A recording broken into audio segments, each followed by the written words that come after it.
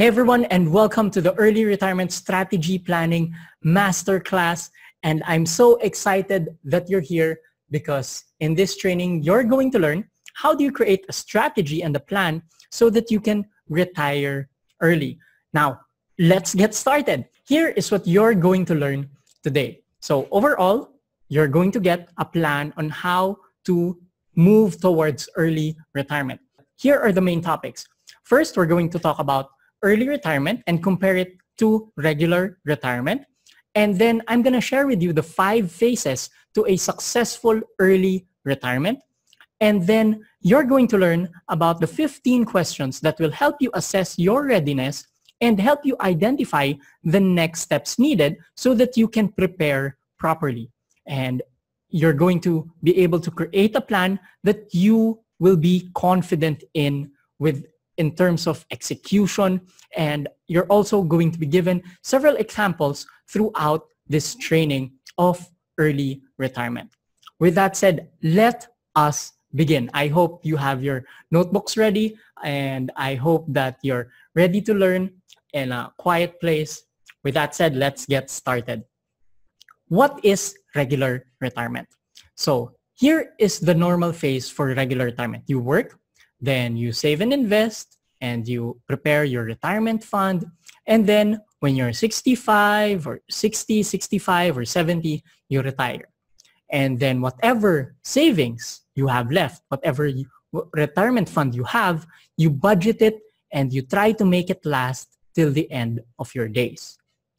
And that's the reason why I think regular retirement can be one of the most expensive and unpredictable activities that a person can go through. Because at the age when you're already 60 plus, 65, 70, 75, you have minimal income coming in. You know, it's just the pension coming in, and your health and energy isn't what it used to be. And so when you're in that time, you can't, it's harder to deal with the risks of regular retirement. And mainly, number one, if you're thinking that the SSS or GSIS or whatever pension you have in your country will be enough, it's never going to be enough. And the reason why I'm saying that is when you study the different pensions available in all of the countries, all of them aren't enough. And the reason why the social security system is that it's just meant to be a support to whatever people have. So you need to have your own retirement plan, and whatever the government provides you won't be enough. It's never enough, no matter what country you go to. The second thing about the risk of regular retirement is that you have unpredictable and economic and political conditions. So what essentially you're doing is that you're saving up a huge amount, and you hope, again, that's the word, you hope that it will last you for the rest of your days. And when you're planning out retirement, you know, it's 30, 40, 50 years down the road. We don't know if, you know, life expectancy has been going up. That's the trend. And so we don't know exactly what would happen when it comes to the economic or the political situations. If you're at the age already that you have lower energy, you have lower health, and you have lower momentum, then it won't be as easy to adapt to whatever the economic or political situations may bring. Okay? And so this is the reason why I really think regular retirement is very risky. The foundation of financial security, it's really income. And with regular retirement, you're giving up your income. You know, you're older and you're just relying on your savings. And that is a huge, huge risk. And that's why it's important to think about or even just consider early retirement. Now, my definition of early retirement is maybe a bit different. So here is my definition of early retirement. And it's this one. You work and you save and invest. But the reason why you're saving and investing is so that eventually you can transition into work that you love. Work that you love, and that work that you love, you'll eventually grow it to earn you passive income. And as you build your passive income, you continue to do the work that you love. And I want to tell you that the early retirement is not about doing nothing while you're on the beach, you're just on vacation, and you're living on passive income. That life, it's a myth. And the reason why I'm able to say that is because eventually the passive income, if you don't become careful of it, if you don't watch it, if you don't grow it, eventually it dries out and you're going to get bored. Why I'm able to say this is because at the age of 26, I experienced what it was like to earn passive income to sustain my needs and more. And so I was able to experience 2, 3, 5, 6 months of essentially doing nothing and just doing what I wanted. And there was a lot of unfulfillment there.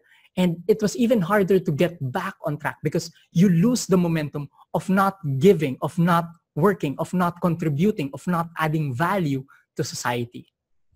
Now, early retirement is about finding the work that you love and you make it so that it pays you well and it gives you the lifestyle you desire so you can live life at your own terms, controlling how much you work, how much you play, and most importantly, how much you give. Okay? So this is the framework of early retirement that we're talking about. It's not about doing nothing and being lazy. It's about living life at your own terms and continuing to contribute, continuing to work, and continuing to play. Now, I just want to clarify here that when I say work that you love, it doesn't mean that you're working for a company. It doesn't necessarily mean that you're working in a business. As long as it's work that you love and it's work that's adding to society. Okay? Now, let's do a quick recap here. Regular retirement, you work, save, invest, and you retire and you budget it. Early retirement, you work so that you can save and invest and you can transition to work that you love and you build your passive income and you continue to do what it is you love. And so to have a successful regular retirement, the values you need are hard work, you need to be disciplined, you need to be good at investing, you need to be frugal when you're budgeting, you need to show restraint, and you need to be healthy, essentially, because, you know, your retirement will fail if you're unhealthy in your older years. And so this regular retirement, it's the default plan of many people and actually works. But when you shift into early retirement, you have added values that you need to develop. You need to have the value of entrepreneurship, even though you're not starting a business, but even as an employee, you need to think like a business owner. And you need to be better with your investing mindsets. You need to grow leadership. You need to be more courageous. You have to be more abundant in your thinking. So there's more values that you have to learn and develop with early retirement. And so it's a much harder path, but at the same time, also gives more joy and more fulfillment. Now, before we go into the 5 phases of early retirement, a warning. If you have already found the work that you love and it pays you well and it gives you the lifestyle you desire, even if you're working for someone else, even if you're working for a company, it's not necessarily your own business. If you have the work that you love, pays you well, and it gives you the lifestyle you desire, please don't buy into the average and the lazy person's dream of retiring and doing nothing but relaxing for the rest of their days. That's not what retirement is all about. Instead, find a way to keep working, you keep growing, and you keep giving for as long as you can, because that's the road to fulfillment, joy, and abundance. You make use of your time. And so this really is to define what early retirement is. I know this might be surprising to some people, but that kind of life, that's false early retirement. That's essentially doing nothing, probably being a burden on someone else eventually. That kind of early retirement where you're doing nothing but relaxing, that's temporary. And eventually, you're going to go back into work. And so it's not really financial security or financial freedom, but it's just a temporary escape where you live on your savings, you live on your passive income, but when it's gone, it's gone. You go back to real life. Okay, so now that we've defined early retirement, let's go into the 5 phases of early retirement. And so we have these blocks. You have the work that you're currently doing right now, and then you have the work that you love, and it's a bit lower and that's essentially the level of income that you're receiving. When you transition into anything new, you can expect that the income will be much lower. And then eventually it grows into the work that you love, but it pays you well. And it may not be as high as the income you're earning from your job right now, but it's enough for financial stability. You're not going hungry. It's enough for the family. And then eventually it transforms into the work that you love, pays you well, it gives you passive income, it gives you the lifestyle you desire. So that's the dream. Now, as you transition into these, there are 5 phases for planning a successful early retirement. So stage 1 is planning. And this is what this masterclass is all about. And what you do in the planning stage is that you eye out. Minamata mo kung ano ba yung target. What is it? What's the target here? What's the work that you love, that pays you well, that gives you passive income? What's the lifestyle that you desire? And then you also look at, well, what's the step before that? What's the work that you love and pays you well? What gives you financial stability? And then you look at the bottommost box there. The work that you love doesn't pay you well. Essentially, that's the risk. You assess the risks. And then you look at where you are right now. So that's the planning phase. The next phase is the preparation. This is from now all the way to the time when you are about to take the leap. Okay, so you prepare as much as you can, and then eventually it will come to a time when you take the leap. This is the transition phase. And this is when you're relying on your savings, your cash flow is negative, and there's a lot of instability. But eventually, you find your stability, you find your rhythm, and you build whatever it is you're starting to build, and you recover. You find financial stability. And that's the 4th phase, which is recovery. And then after that, we have scale. And that is where you grow beyond whatever self-limiting beliefs you have. So for example, if the work you have been doing, you're earning, say, 100K a month, and the work that you love pays you 20K a month only. And as you get better of that, it reaches to 70K a month. Okay? And 70K a month, it gives you financial stability. You know, it's okay. It's not what you used to be making, but it's okay. You're stable. Now, scaling is going beyond that 100K mark. And that 100K, it can be an income ceiling. It can be a mindset, a self-limiting belief that, oh, I can only earn 100K in whatever industry. And so in the scale phase, you grow beyond that. Okay? Now, let's take a look at each of the phases much closer. In phase 1, the goal is to understand and assess. Number 1, the rewards of early retirement. Kaya mo siya minamata. Number 2, the path to recovery. What's financial stability? What needs to happen before you reach the goal? Number 3, you look at the risks of the transition. 4, you look at where you are today.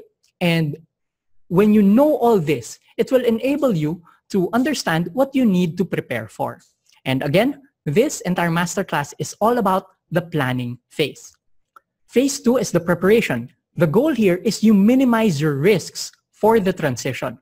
And that can mean several things, but mainly it's these 4. Number 1, you increase your income or side income from the work that you're about to transfer to, whether it's a business or a new job or a totally new career. You increase your savings and investments. Number 2, it can be decreasing your debts and expenses. Number 3, it's about expanding your network for learning and developing key skills. And the longer time you have here for the preparation, the better and less stress you have for the rest of the phases. Okay? So phase 2, the goal is all about minimizing risks. Phase 3 is the transition. And the goal here is to find stability and rhythm. Because when you start to resign, essentially you now control your day. So if you've been working, sabihin natin 8 to 5 every day for the past Monday to Friday, things are going to change because now you wake up in the morning without an alarm clock, you don't have a schedule. And so your job during this transition is to find stability and rhythm. You're going to have to rapidly learn and develop skills and get things done, even though there's no pressure to actually get things done because you're your own boss. And you have to master time and project management already. And third thing that happens here in the transition phase is establishing sustainable routines for your health, your work, and for your family life. Because the last thing we would want to happen at this phase is that you burn out doing the work that you love. So parang ganun din, naging slave ka to your new business or to your new job or new career. Or this new passion is demanding so much of you, it takes more time away from family. It takes away from your health. So ganun din, wala din nangyari. You know, nagsakripisyo ka for nothing. So in this phase, you need to be able to take the time to establish sustainable routines for your family life, your work, and your health. And not only that, it's in this phase that you will find so many surprises in how people are also going to react. Because, for example, if your kids don't know na, if hindi sanay yung mga anak mo na nasa bahay ka, then all of a sudden, uy, nandiyan na si papa or mama sa bahay lagi. Then, uy, laro na lang lagi. And so if you don't set the routine, the boundaries, then nothing gets done. Okay? So that's what you have to deal with in the transition phase. And what I'd like to share here is that no matter how much you prepare, there will always be significant risks and changes that you will have to quickly adapt to. And that's okay. You know, part talaga yan ng transition. Now, phase 4 is the recovery. And the goal here is you make consistent action towards financial stability. And now, the task is to find and stay on the right path, to execute the right tasks with the right people while maintaining your sanity. And these things might be easy, but when you are actually in control of your own time, on your own business, there's so much that can creep into your life. You can find other opportunities that you can do. You can find 100 things that you can do to succeed. And you might start doing 50 of them. And so you're so distracted, you're not getting any progress towards financial recovery, towards financial stability. And that's why number one task here is to find and stay on the right path and avoid all the distractions. Okay? So by the end of phase 4, you're getting back your old financial status, but it's slightly improved because now you are the one who defined the terms of your work routines, your play routines, and the people that you're working with and the work that you're doing. Now, phase 5 is you scale beyond your previous life. This is where you go beyond your self-limiting beliefs, where you reach for and you achieve your full potential. And when it comes to your potential, it just keeps getting higher and higher as you achieve more. And that's the phase 5 scaling. Now that you know the 5 stages, the next thing to recognize and acknowledge is that everyone's journey is different. It may look different for many different people. So for example, if you're single, you don't have financial dependence, for someone's journey, it might look like this. The work you've been doing, the income is rather low, but when you transition to the work that you love, the income is still low, but it's not really a leap, more of a jump. So there's minimal risks in doing the transition, but there has to be a greater effort in overcoming the self-limiting beliefs to go beyond the income you're currently experiencing, and even greater effort to scale and move up higher. So this can be the journey of someone single, no financial dependence, minimal risks pa. But it can also look like this. You have a high income lifestyle, you're feeding a family of 6, and you're transitioning into a totally new industry. So you take your time to prepare for this big jump. It's not really a jump, it's a fall. And so What's needed is rapid progress to recover because, you're feeding a family of 6. Okay? So the journey can look like this. Now, for some people, there's actually no preparation phase. So it's a medium income lifestyle, but all of a sudden, it's forced retirement. But they haven't been responsible with their money, so they fall into the ground because it's forced retirement. And so they have to find temporary work. And then from the temporary work, that's when you transition into the work that you love, and then to the work that you love that pays you well, and eventually to scaling. So everyone's journey is different. Let's acknowledge that. Whatever journey you're in, we honor that.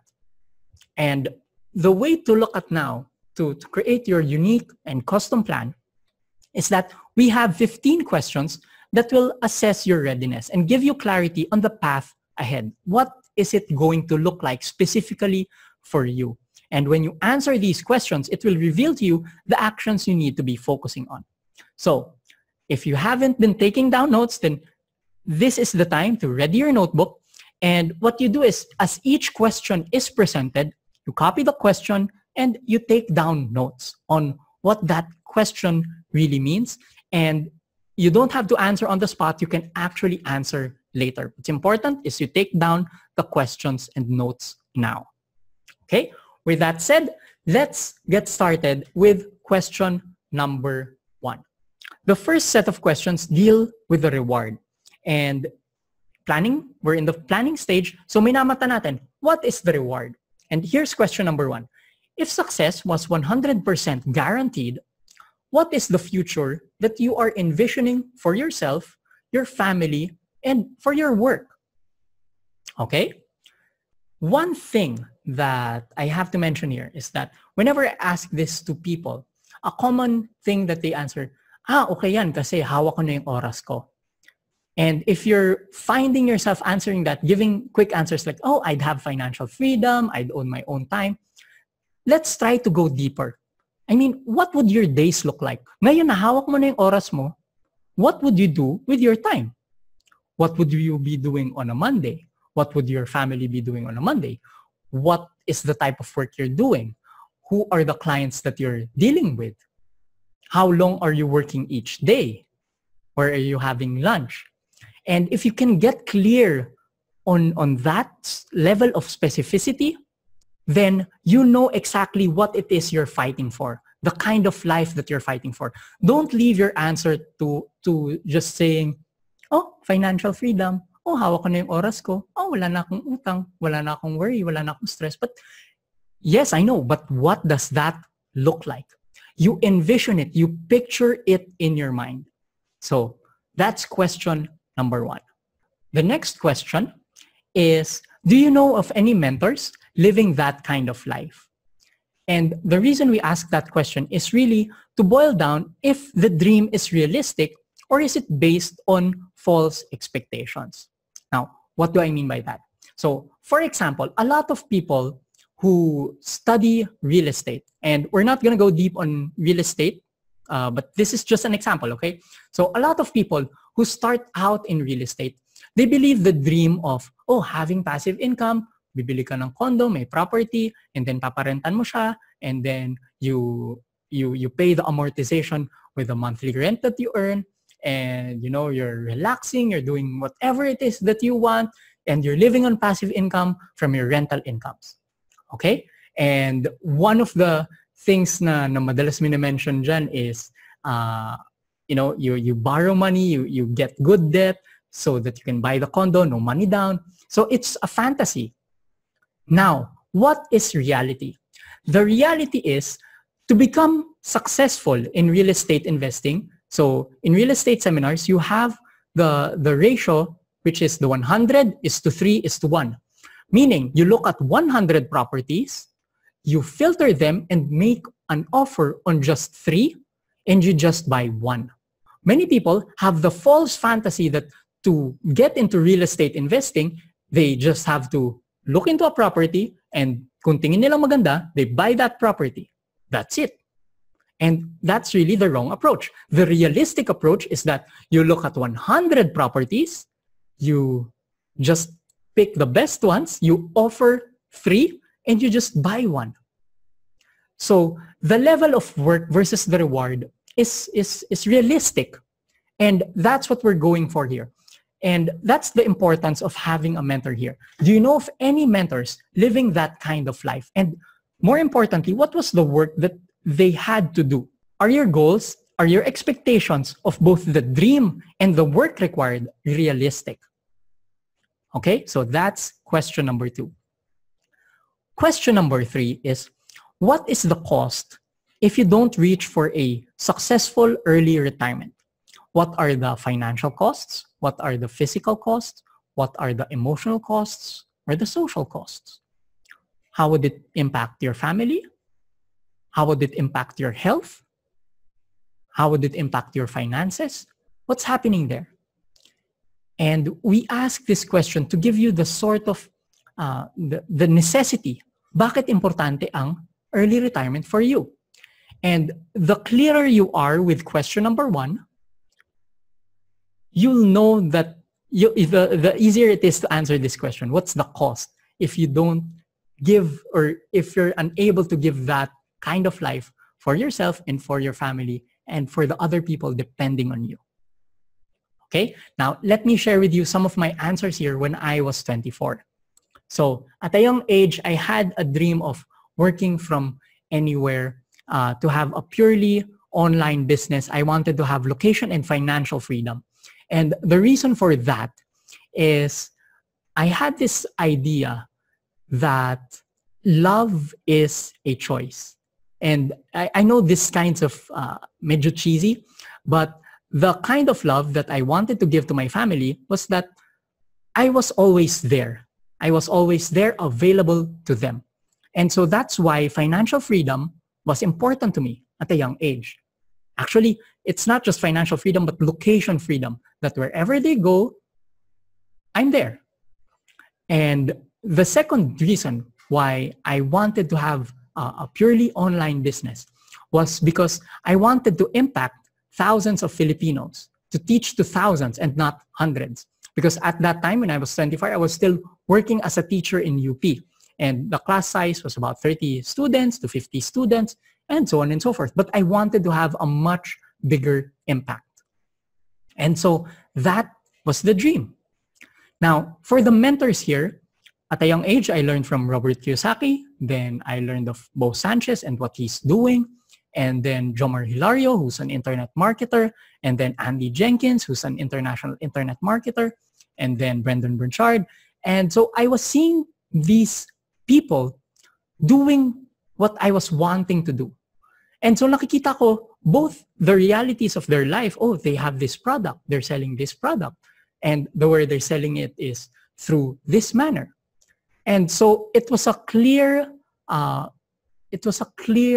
picture of reality, that that's the kind of life that they have, but also this is the kind of work that they're doing. This is the kind of training that they're putting out there in the world. Now, what was the cost if I wasn't able to achieve this? It was frustration with self. And at that time, I remember that the feeling of not being able to do that was feeling like a hypocrite. Kasi growing up, I was reading a lot of business books. I wanted to become rich early on. But here I was 24 years old, and wala pang negosyo, wala pang nagagawang meaningful, wala pang business. And so that was the feeling. I was feeling like a hypocrite. And it's important to be vulnerable with yourself then with regards to these costs, because it gives you more motivation and more inspiration to, and more reason to why this should work and why you're going to make it work. Okay? So those were my answers. What are your answers? Now let's go to the next set of questions. Questions 4 to 6, which is defining the stability. And this is really answering the question of number 4. What situation would make you feel financially safe and secure in your decision for early retirement? And this is looking at the recovery phase. So, ano yung dapat mangyari so that you can feel more confident na, okay, it was the right decision? Is this in terms of the income you have?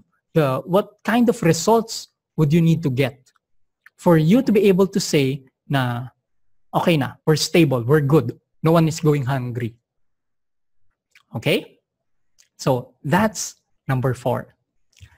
The next set of questions, again, it's for defining stability. Number 5, what are the new things you need to learn and master to reach this stage? What is the knowledge that you need to learn? What are the skills you need to master? And who are the people that you need to connect with, convince, or influence so that you have financial stability? Question number 6 is, what are the common traps and pitfalls you need to consciously avoid while pursuing this dream? And in answering these 2 questions, it's so important that you do not guess it. Hindi tayo nanghuhula. And this goes back to the importance of having a mentor. You do not guess the answers to these questions. You need to find the important pieces of knowledge that you have to learn, the skills you have to focus on, and the people you have to reach. And the way to find out the right answer to these is by asking or finding a mentor. Now, question number 6 is equally important kasi when you're in the recovery phase, again, ang daming opportunities na pwedeng pumasok sa'yo. You're gonna think of 100 different ideas you can do for the week, for the month, and so on and so forth. And so if you don't know what are the common traps and pitfalls that you need to consciously avoid, you'll end up doing them. Shiny object syndrome ka. And so again, you do not guess this. Now, let me share with you kung ano yung mga naging sagot ko in these cases. So, when I was 24, I was the safety there, how I defined it, what would make me feel safe was that at that time, when I was still teaching, I was earning 18,000 a month from my job. But if I started earning 13,000 a month from this new business, from the work that I was loving, then I would be okay. So it's not necessarily the same amount. And I know it can be different for your case, but it's possible na hindi siya same amount. Can be lower, can be a bit higher. But for me, safety was 13,000 pesos. Okay? Now, what are the things that I needed to learn? As I was following my mentors, I was discovering things about internet marketing, how to set up web pages, affiliate marketing, blogging, video marketing, creating lead magnets, and having to find a partner for these things that I found to be overwhelming. So, yun yung mga things, yun yung skills, knowledge, and people. Now, in the courses that I was consuming, I learned there also to avoid social media spamming. Ito yung post ka ng post, wala naman pinupuntahan yung post, or wala ka pang tinatawag na funnel or a process by which you could get customers. And early on, I learned how to avoid that. So I never did it. It was a conscious effort. Even though I was seeing a lot of other people do it na post ng post, I was avoiding it. Kasi alam kong hindi pa yun yung right time. It wasn't the right phase.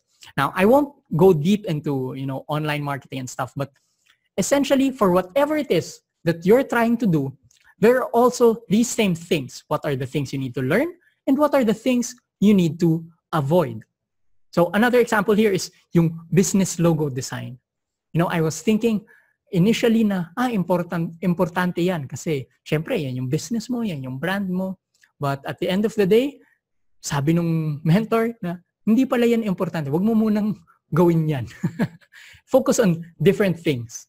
And so, it's so important you learn how to avoid, you identify what it is you need to avoid as well. Okay? Now, let's go to the next set of questions.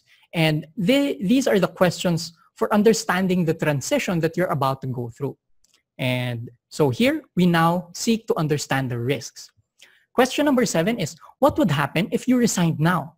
How would it affect you, your family, and your financial dependence? What would happen?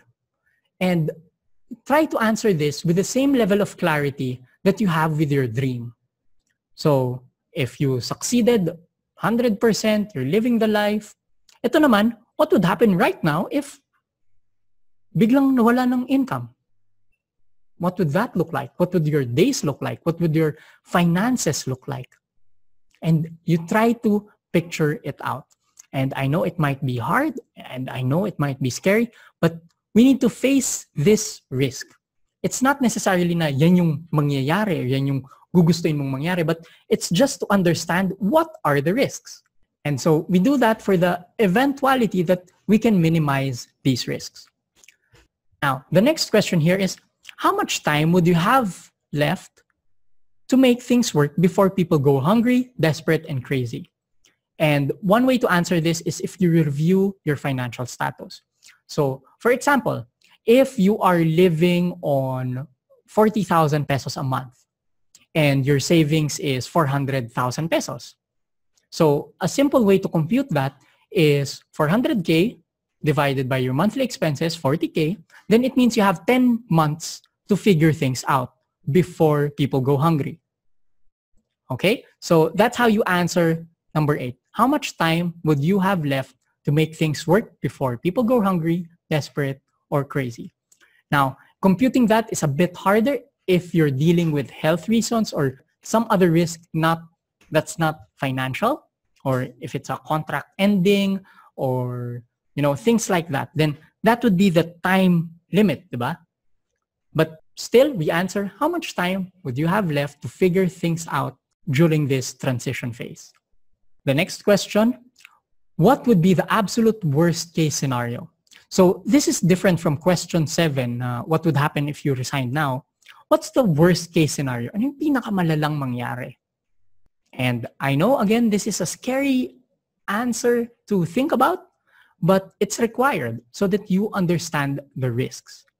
Because the next question after that is, if that happens, what's plan Z for you and your family? Siyempre, pag nangyaring worst case scenario, you would react to it. Hindi naman papabayaan mo lang, di ba? So what's plan Z? And if you have the worst case scenario covered, if there's a plan for that, and that plan Z might be tough, it might be so unattractive, it might involve being buried into debts, it might involve having to go back abroad, or it might have to involve, letting some people down, then at least okay, that's the worst case scenario and that's the plan for it. At the end of the day, buhay ka pa rin, humihinga ka, you can recover. Okay? So this is the importance of understanding the risks. When you have answered questions 7 to 10, so you already understand the risks. Oh, by the way, so here was my answers when I was 24 and about to resign. So what would be the impact if I resigned? Well, I would have 0 income. I'd continue living with my parents back then. And that was really the impact. Now, the duration, how much time did I have? At that time, I computed that I needed to have 13,000 a month to survive. Thankfully, I was preparing already for it for a long time. So at that time, meron akong 140,000 pesos in savings. Plus, may 5 more months to prepare and expand my business network and my skills. So in total, 140 divided by 13, that's about 13 months full-time to make things work. So duration, it was a lot. Now, the worst case scenario in the plan Z was that I fail, I run out of the money, naubos yung for 140,000, mapunta sa wala. And when that happens, 13 months elapse, then I find other work. And to me at that time, parang, okay, not so bad. Okay, so these are the answers that you also try to figure out for yourself. Okay, now let's head on to the next set of questions which deal with the preparation. So here are the questions. What kind of preparation needs to happen in terms of your income and side income, into your debts and expenses, into your savings and investments, and the skills in the people, so that you'll have a 51%, 80%, or 95% confidence to take the leap, to resign and retire early. The next question after that is, for each preparation, how long would it take? And then what's a reasonable time frame for you? So the way to approach this is you create a table that looks like this. So over here to the left side, you have income per month, side income, expenses, total debts, total savings, skills and knowledge, people, how long, and what's reasonable.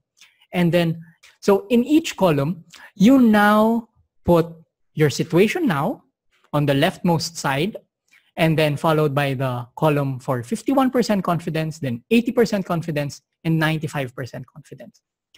Now, let me explain kung ano yung ibig sabihin ng 51% confidence. 51% confidence is, yes, hindi ka sigurado, but at the same time, there's a part of you, there's a greater part of you na, sige, kaya to. Okay? Because you will never have 100% confidence. Let's acknowledge that. There will always be risks. You will always have your fears. But let's identify na yung status na ano yung 51% confidence. And ano naman yung a little better, you're feeling 80% na, sige, kaya to. And 95% is you're feeling na, okay, 95% kaya to. And I know those are really vague, but that's the best way to approach this. Dealing with and understanding and acknowledging na 100% is never going to happen. Okay? So, here is how you answered it. First, you answer kung ano yung income mo per month. What's your situation now? Side income per month, monthly expenses, total debt, savings, skills and knowledge, people, how long. And then you ask yourself, okay, what's 51% confidence here? Fill out those columns. What needs to happen para maging 80% yung confidence ko? Kapag ganito na yung status ko, I'd be 80% sure. And then, what's 95% confidence? And then for each one, you answer, how long will it take to prepare for those? Okay? So, of course, the situation now, it's going to be different kapag 51% na yan, kapag 80%, 95%. So, how long will it take? How many months? How many years to reach each of those situations? And then finally, when you have that, you answer, okay, what's reasonable? Based on my goals, based on everything that's happening to me in my life, what's a reasonable time frame to take the leap? Should I take the leap at 51%, 80%, 95%? It's up to you. What's reasonable? That's the key word. So let me now give you an example here. So let's say this family, the situation now is this person is earning 50,000 a month. Situation right now, he has zero side income in the work that he loves or work that he wants to do. So zero results pa. His monthly expenses are 45,000. He has total debts amounting to 120,000. He has savings, an emergency fund of 50,000. And then skills and knowledge to acquire, not yet sure. Hindi niya pa talaga alam kung papaano. And when it comes to the people around him, his spouse doesn't know yet kung, his spouse doesn't know that he has a dream of retiring early. And how long? Well, we leave that blank. Doesn't apply. Now, for this person, ano yung magbibigay sa kanya ng 51% confidence? Well, maybe it could look something like this. So the income per month is still the same. There's still no income from the side business. But the monthly expenses have decreased to 40,000. And total debts, wala na. So nabayaran niya na yung utang. And because of that, he's a little bit more confident to take the leap. And in terms of the skills and knowledge, nakapag-enroll na siya sa isang business course. And nasabi na rin niya sa asawa niya and the spouse is supportive. So how long would that take? Just a quick estimate. Sabihin natin, 1 year. So that's the 51% confidence situation. Now, next, what would be better? Ano yung 80% confidence? Okay. So in that case, ang difference is 50K pa rin yung income, pero the side income per month is may nasimula na. Kumita na siya ng 5,000 pesos per month. And ganun pa rin, wala pa rin utang. And his total savings and investments have increased to 120,000. And in terms of his skills and knowledge, meron na siyang sinusundan na business course, plus nakapagbenta na siya. And for the people, meron na rin siyang business partner. How long would that take? Maybe 2 years. So that's the answer. Again, this is just an example.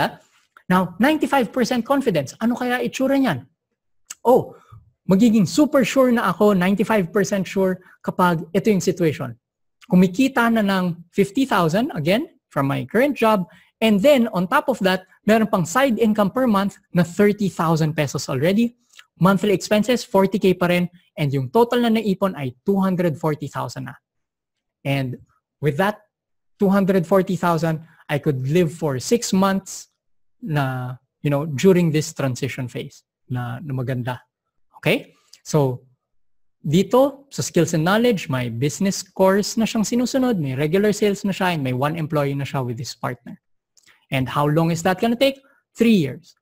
And so, with these varying levels of confidence, we now ask this person, okay, based on what you're seeing here, what is reasonable for you?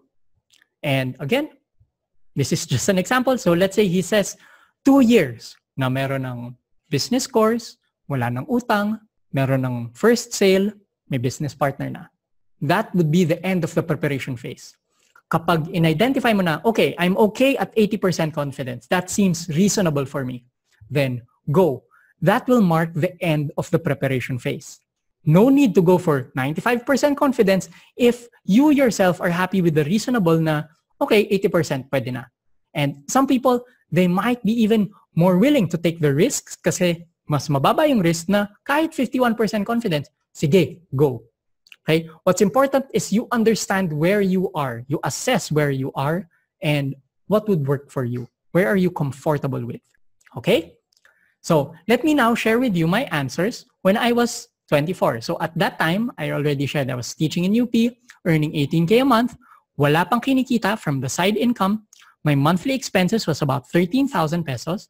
Walang utang, but I had saved up already and I had knowledge in stocks investing and in teaching kasi teaching was my work. Now, in terms of the people, my parents were highly disagreeable with me resigning and pursuing business agad-agad. Back then, admittedly, being single with no kids and no financial dependence yet, I didn't think about the 51 or 80% confidence anymore. But looking back, this was the logic that I was following since I got my first job. And for me, taking the leap felt natural because I had been planning for it for years already, unintentionally. So in my first job pa lang, I realized na, okay, I went into teaching because I wanted to have the time to start a business. And so, yung pag-manage ko rin ng finances ko is nag-iipon ako. Kaya meron ng capital na nakaset aside. And because of lots of preparation, it felt natural for me to have more confidence in taking the leap. Okay?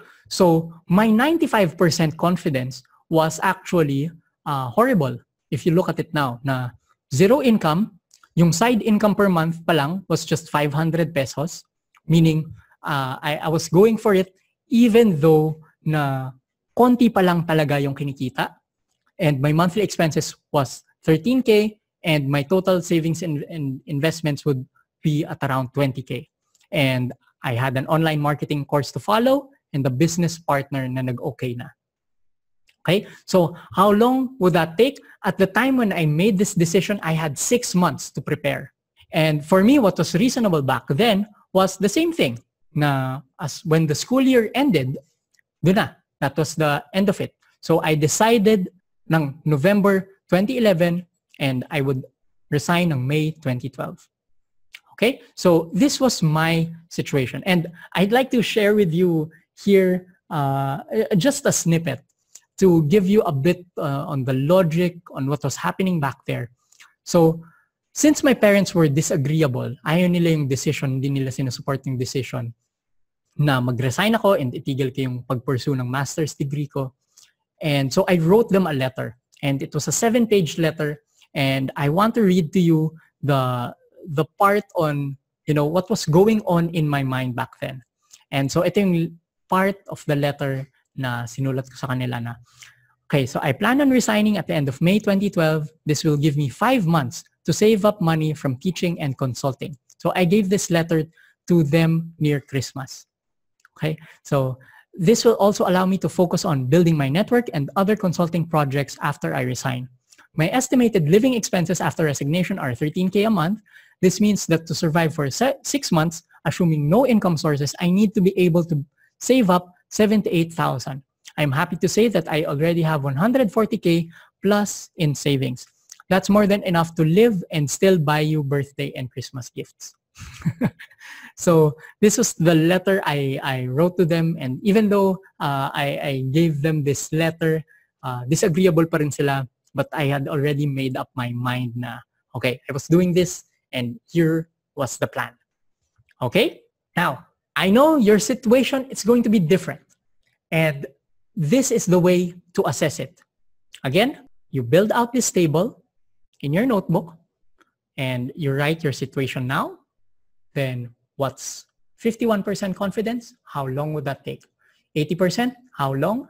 95%? How long? And really the importance of doing this is that you get to face the unknown. Maraming tao unable to take the leap because they haven't done this assessment na, ano ba yung, what would make me feel confident in making this decision? You see? So by doing this, you're now forced to confront your fears. And at the end of it, you answer what's reasonable. Let's now do a recap of the 5 phases. So we have done the planning phase. When you answer these 15 questions, essentially, minapa mo na what's the goal, what's financial stability, what are the risks, and then where you are right now. And once you've identified these targets, then you can now prepare. Work towards your preparation so that you minimize the risks during your transition and you will be able to recover as fast as possible. And that will eventually lead into scaling and going beyond your current lifestyle and having the lifestyle that you desire. Okay, what are the next steps? After you answer the 15 questions, let's now identify what do you need to implement with regards to your income, inside income, expenses and lifestyle, your debt, savings and investments, knowledge, skills, what do you need to do in terms of other people, and other conditions that you might have so that you'll have enough reasonable confidence to take the leap. Again, that's the keyword. It's not 100% confidence, just reasonable confidence for you to take the leap. Now, as we end this training, I'd like to share with you the number one thing that will stop you, and that's fear of the unknown. And that's why we do this planning, we do this assessment, even though it's hard, even though you might not have all the information you need right now, there's a lot of unknowns. And you might be thinking, can you really do it? How will your spouse or partner or family react? Can you even make it? Is it even possible? Now, as you ask yourself these questions and as you deal with the unknowns, know this. You can do it. The path won't be easy. You won't have 100% of the answers. You'll never have 100% of the answers. But believe yourself that you can figure things out. Kaya mong pag-aralan, kaya mong mag-adapt. Trust your guts, trust your instinct, trust your ability to figure things out. And when you do that, even though the path won't be easy, the path will be uncertain, at the end of the day, it's going to be worth it. It's going to be worth it for you, your family, and the people that you'll inspire and help when you're doing the work that you love. And with that said, that's the end of the training. I hope you learned a lot from this. I wish you well as you do the assessments, and I wish you a happy, meaningful, and successful early retirement.